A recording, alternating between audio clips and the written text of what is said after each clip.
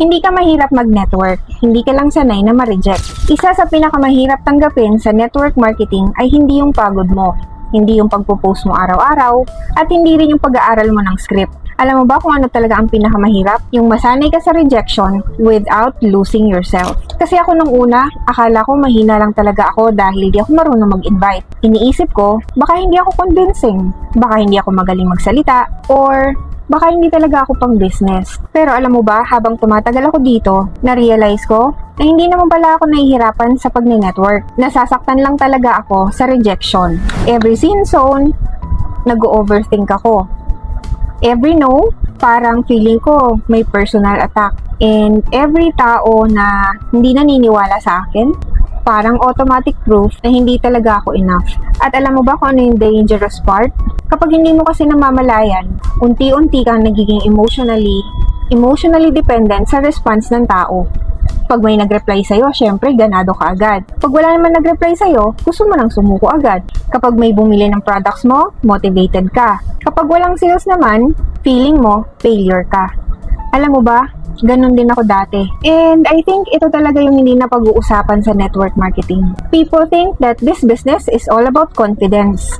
Pero honestly, emotional resilience talaga. Kasi kahit gaano kaganda yung product mo, kahit gaano ka kagaling mag-edit, gumawa ng mga content, or napakagaling mo magsalita, kung bawat rejection, winawasak ka emotionally, mapapagod ka talaga. Alam mo ba, may point noon na ayaw ko na talaga. Ayaw ko nang mag-message, hindi dahil tinatamad ako, kundi dahil pagod na akong ma-feel na parang nangiistorbo lang ako sa tao. And maybe, some people watching this can relate. Yung gusto mo naman talagang makatulong, di ba? Yung genuine intention mo para ma-share yung opportunity. Pero dahil ilang beses ka nang ini-ignore at nare-reject, nagsisimula ka na rin questionin yung sarili mo. Pero one day, may na-realize ako na sobrang nagpabago ng perspective ko. Rejection? It's not always a rejection of you. Tandaan mo, minsan, hindi lang talaga sila ready. Hindi ka rin priority, at baka wala ka sa tamang timing. Minsan pa, baka hindi lang talaga ikaw yung tao na kaya nilang paniwalaan sa ngayon. At okay lang naman yun. Tandaan mo na hindi mo kailangang kumbinsihin lahat ng tao.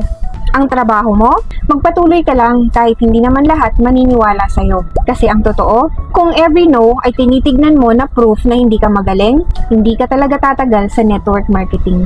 Pero kapag natutunan mong ihiwalay yung worth mo sa opinion ng ibang tao, doon mas nagiging magaan yung business mo. Doon mo naiintindihan na hindi ka rejection proof dahil manhid ka, kundi dahil na-secure mo na yung sarili mo. And honestly, kapatid, yun yung klase ng growth na mas mahalaga pa nga kesa sa income.